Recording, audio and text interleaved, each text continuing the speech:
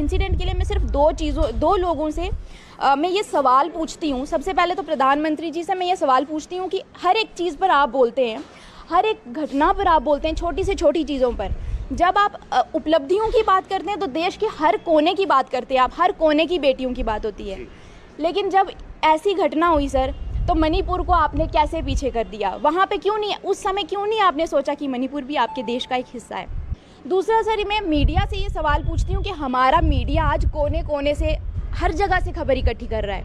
ऐसा क्या हो गया कि इतने दिनों तक हमारे मीडिया को ये खबर दिखाई नहीं दी और उसके बजाय फालतू के जो मैटर हैं, कोई बाहर से आ रहा है, कोई जा रहा है, जिन चीज़ों पर ध्यान देने की ज़रूरत नहीं है, आप उन पर वो इंटरनेशनल न्यूज़ बन जाती है सर। आने वाले 2024 में आप किसको प्रधानमंत्री देखना चाहते हो? क्या आप चाहते हो आदरणीय प्रधानमंत्री नरेंद्र मोदी जी, जो 2014 से लेकर अभी तक प्रधानमंत्री हैं, क्या उनके कार्यकाल में चीज़ें बेहतर हुई हैं, या ऑप्शन के तौर पर आप किसी और को प्रधानमंत्री देखना चाहते हो, चाहे वो भाजपा का हो, कांग्रेस का हो या किसी और पार्टी का हो? एक्चुअली मैं तो प्राइम मिनिस्टर नरेंद्र मोदी को ही बोलूँगी। जैसे अभी देखा जाए हमारा राम मंदिर हो गया, या तो फिर अदर हम कुछ भी डेवलपमेंट देखा जाए, डेवलपमेंट मुझे लगता है 2014 से लेकर ये जो 2022 का पीरियड है, यहाँ पर बहुत ज़्यादा डेवलपमेंट हुई है। जैसे कि बहुत ज़्यादा स्कीम्स लाई गई हैं, बहुत कुछ हुआ गया है। तो मैं चाहती हूँ कि अभी जो नेक्स्ट जो प्राइम मिनिस्टर आए वो नरेंद्र मोदी जी ही आए। आज के युवा कल के भविष्य और उनसे बेहतर कौन जान सकता है कि इस समय क्या कुछ सियासत में चल रहा है, क्या कुछ देश में चल रहा है। उसी को लेकर बात करने के लिए हमने आपको लेकर आए हैं गांधीनगर कॉलेज में, और बात करेंगे। सबसे पहले नाम जानेंगे। मैम, क्या नाम है आपका? समृति शर्मा। समृति जी, आप जो इस समय देश की अगर बात करें, 2-3 चीज़ें बड़ी हाईलाइट हो रही हैं। एक सीमा हैदर को लेकर, किस तरीके से वो अपने 4 बच्चों को लेकर हिंदुस्तान में एंटर करती है, लगातार इन्वेस्टिगेशन जो है उनसे की जा रही है। और ऐसा कैसे संभव हो सकता है, जो खुद को कहती है मैं 5वीं पास हूँ, पबजी गेम वो खेलती है, हर लैंग्वेज में बात करना वो जानती है। और दूसरा मैं आपसे ये जानना चाहता हूँ, किस तरीके से आप मणिपुर के इंसिडेंट को देखते हो as a woman, as a girl, कि अगर सोशल मीडिया नहीं होती तो लोगों को शायद पता नहीं चलता कि 3 मई को 4 मई को क्या हुआ। अब मैं सबसे पहले तो मैं ये बोलना चाहूँगी मणिपुर के इंसिडेंट के बारे में। मणिपुर में जो भी हुआ गर्ल्स के साथ, वो तो बहुत गलत हुआ। इससे हमारे जो ह्यूमन राइट्स हैं वो वायलेट हो रहे हैं।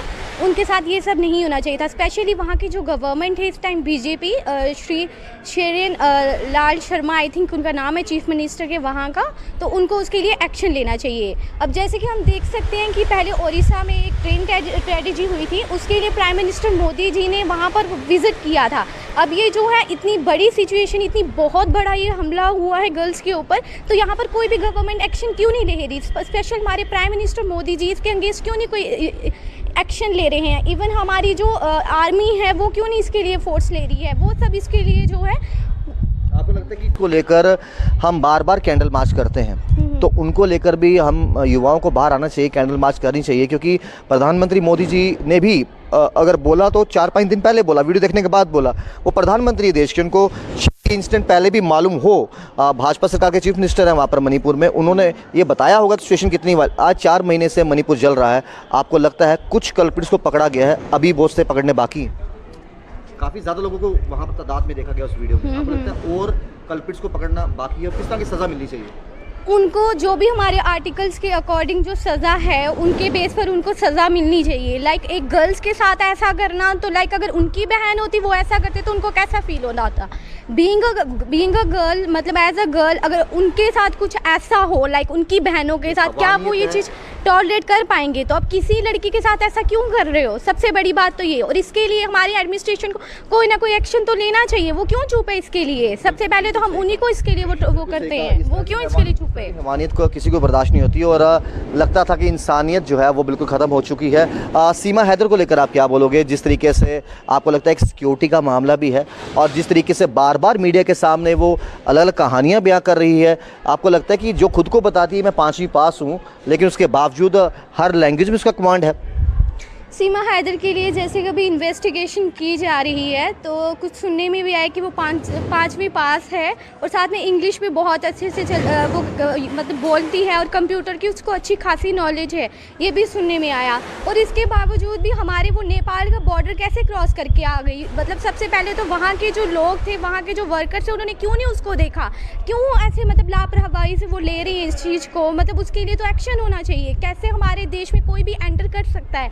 अगर अगर हम उसके पास देखें 5 आधार कार्ड, 5 वीज़ा, वो कैसे आए? क्यों वहाँ की जो गवर्नमेंट है, क्यों वहाँ के वर्कर्स हैं वो इस चीज़ को नहीं देख रहे? इससे तो हमारी फ्यूचर के लिए तो हमें प्रॉब्लम ही करने पड़ेगी, फेस करने पड़ेगी। बात बोलिए। एक चीज़ आपसे और सवाल पूछना चाहूँगा आपसे मैं कि आने वाले 2024 में आप किसको प्रधानमंत्री देखना चाहते हो? क्या आप चाहते हो आदरणीय प्रधानमंत्री नरेंद्र मोदी जी जो 2014 से लेकर अभी तक प्रधानमंत्री हैं, क्या उनके कार्यकाल में चीज़ें बेहतर हुई हैं, या ऑप्शन के तौर पर आप किसी और को प्रधानमंत्री देखना चाहते हो, चाहे वो भाजपा का हो, कांग्रेस का हो या किसी और पार्टी का हो?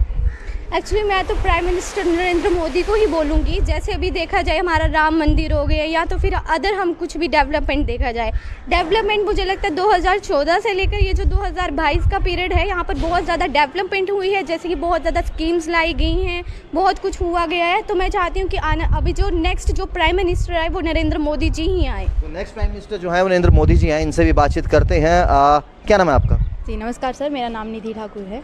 आप यहाँ के प्रधान हैं, प्रेसिडेंट हैं? जी सर। तो एक प्रेसिडेंट होने की कितनी जिम्मेवारियाँ और किन चीज़ों का खास तौर पे ख्याल रखना चाहिए?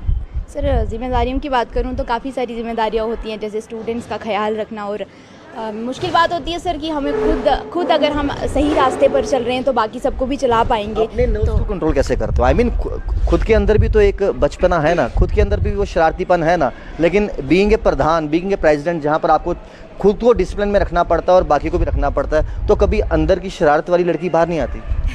जी सर, ये बात तो है, लेकिन सर शरारतें भी बाहर आती हैं, हर चीज़ होती है, लेकिन जब ये सोच ध्यान में आता है कि आगे जाके क्या करना है या आगे जाके कितनी रिस्पॉन्सिबिलिटीज़ लेनी है, तो कहीं ना कहीं वो चीज़ें अपने आप कंट्रोल होने लगती हैं। किस तरह से देखते हो आप मणिपुर का इंसिडेंट जो वहाँ पर हुआ? हालांकि शर्मनाक इंसिडेंट था और वो उसे इंसानियत नहीं, उसे हवानियत कहेंगे।